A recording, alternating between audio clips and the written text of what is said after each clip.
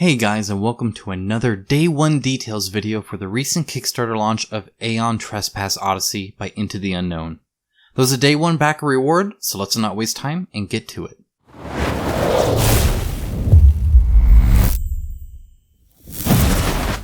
Ironically, I'm going to make a quick announcement. I'm fast approaching 1 million channel views and I expect to actually hit that milestone by the end of next week. First, I just want to say how much I appreciate all of you.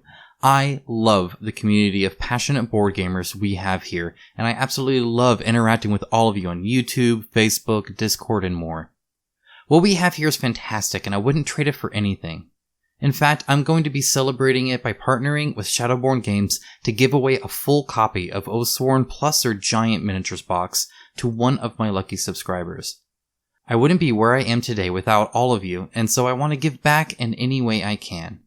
I know a lot of you view my videos, but might not actually be subscribed, and I get that. I find myself doing the same thing often, but I will be making a video specifically for the giveaway here shortly, and picking a winner will involve commenting, so you'll want to actually subscribe and select to be notified of new videos to ensure that you see it, as I have no idea how the YouTube algorithm will handle that video. Regardless of anything though, I mean it. Thank you. Now, let's get started with the Aeon Trespass Odyssey game details. I'm going to be pretty high level here, as Odyssey is a very expansive game. It's a game for 1 to 4 players to cooperatively go through a deep story, traveling ancient Greece after a calamity has killed the gods, battling primordials with their titans. Each player plays an Argonaut who can control a towering titan during battle. The game is split into 2 main sections, the Voyage phase and the Encounter phase. During the Voyage phase, players will be reading a deep story that requires them to take some tough decisions. These decisions are logged because they matter. People you encounter will remember you. Choices you make can come back to reward or haunt you. All of this happens while you pilot the Argo, your giant city ship across a Metroidvania-style map that is free roaming, that has areas that can only be traveled to with the right research. Researching and crafting new gear, technology, titans, and more with the resources you find is something that must be done if you are going to overcome these primordials. When battling these primordials, you'll be piloting your titans on a game board that is dynamic. Sometimes you'll be near a city and others in some old ruins. You and your titans will take 2 actions each turn, typically moving and attacking or using an ability. These abilities are tied to the Triskelion system, where 3 stats are tracked for each titan: Rage, Danger, and Fate. Every time you attack, you increase your Rage. Every time you are hurt, you increase your Danger. And every time you manipulate your luck, such as rerolling dice, you increase your fate.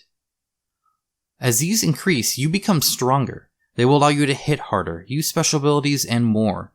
However, the higher they increase, the closer you are to death, or worse. You might lose control of your Titan in a fit of rage, or perhaps you have to draw a Kratos card that can spell bad omens for you, the other players, or even the Argo. The most common effect here is increased danger levels, which have you draw level 1 through 3 wound cards, and then finally an obol card. Don't think getting wounded is always bad though. After all, you are a Titan. While some wounds can hurt, other times you decide to hit right back. Of course, there is so much more to this game. You can climb the primordials like Shadows of the Colossus, or temporarily transform into God mode. You can trade with various factions or be chased by long-term enemies across the map.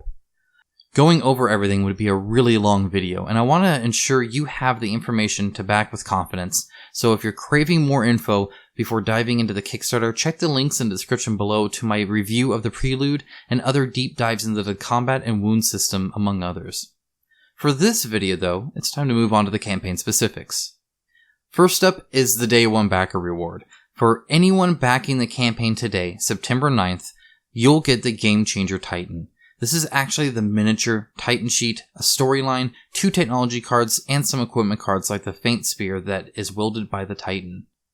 Aeon Trespass Odyssey has 3 pledge tiers: the $1 support tier, the $69 Prelude set, and the $129 core game tier. So what's in those tiers? Well, the $1 reward gets you into the Pledge Manager and the ability to follow along with the regular updates to the campaign. You'll also still get the Game Changer Titan as long as you backed within the first day and then upgrade to a full copy within the Pledge Manager. The $69 Prelude set tier gets you what I reviewed. It's a story-based prelude that is a great introductory to the main game. This comes with 7 miniatures, several quite large, 370 plus cards, the battle board, map cards, storybook, learn to play book, and rulebook. That learn to play book is actually a tutorial that eases you into the various mechanics, by the way. My first playthrough took about 11 hours and I only saw less than half of the map, only 2 adventure hubs, and didn't even touch half of the story pages, so it supports several more playthroughs. In total, it will provide about 35 hours of gaming goodness. Next up is the core game tier at $129. Here you'll get 3 interconnected campaigns, the daily unlocks of free content, and the unlocked stretch goals, as well as a prelude campaign. The core game comes with 24 plus miniatures with interchangeable parts, over 1,500 cards, 3 maps totaling 240 plus tiles, 4 Argonauts, larger cards for the 13 plus Titans and 10 plus Primordials, as well as 18 plus Story and Doom cards in the various Argo facilities.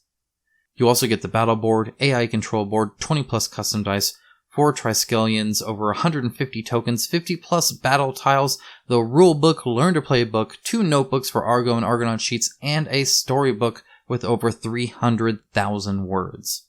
There's no word yet at the time of recording on any stretch goals or add-ons, but the campaign will last 21 days, so expect about 21 of those daily unlocks, not including those stretch goals mentioned earlier. Delivery is set to a wonderfully realistic January 2021. Shipping cost is also not available at the time of recording, but it is estimated for Europe to be around $30. And now we move on to everyone's favorite part, the King's Decree.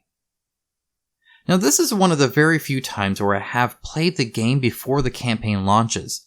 Normally this only happens with second printings. Again, feel free to watch the various reviews and playthroughs available, but what I can say is if you like story-driven games and titanic battles, then I fully recommend backing this. I already have a full in-depth review where I talk at length about the various parts of the game with my opinion on them, as well as more about the gameplay, so of course check that out for more information if desired. To summarize though, I really liked this game. The story is done incredibly well and has a lot of mystery and adventure in it. The combat is really solid with a complex enough combat system to allow for mitigation and manipulation, but also streamlined enough to be buttery smooth and not overdrawn out. Attacking will only take a minute at most, so there is very little player downtime.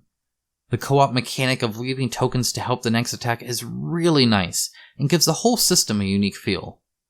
When playing this, plan on having constant discussions about strategy with your friends and family as you figure out who should go next and what they should leave for your attack to succeed.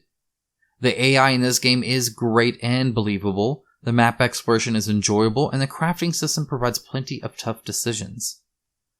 Well, not for everyone, as you have to be the type of person that enjoys the map and story portion of the game. For me, it was a huge win, and I fully plan on playing through the prelude again at least once more while I wait for January 2021.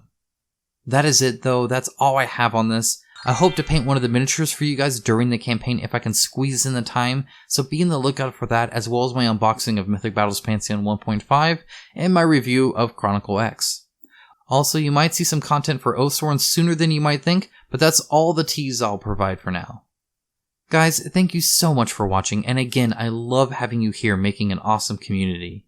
A super special shout out to my patrons who help me do this without taking big paychecks from these companies. They provide the motivation I need to ensure I give you guys these 2 videos a week, so props to them for being some of the best people I've met. Have a great rest of your day and week, and I'll talk to you again really soon.